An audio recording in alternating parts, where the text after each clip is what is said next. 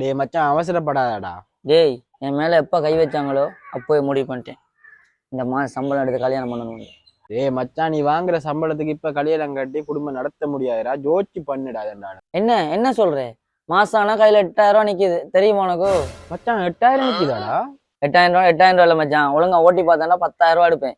5000 ரூபாய் வீட்டு வாடகை கொடுப்பேன், 2000 ரூபாய்க்கு மரக்கறி வாங்கி போடுவோம், 3000 ரூபாய்க்கு அவ கூட ஊர் சுத்துவோம் மச்சான். ஓ அப்ப 10,000 எடுக்கியாடா மச்சான்? மச்சான் உனக்கு உண்மையை சொல்லவா, நான் அழுத்தி பிடிச்சேன்னா மாசம் 11,000 நிக்கிறான் கையில. அப்ப மூடிட்டு என்னடா வாங்க 8000 ரூபாய் காசை கொடுறா. நீ 4ஆம் மாசம் கல்யாணம் கட்டி இப்ப என் காசை கொடு.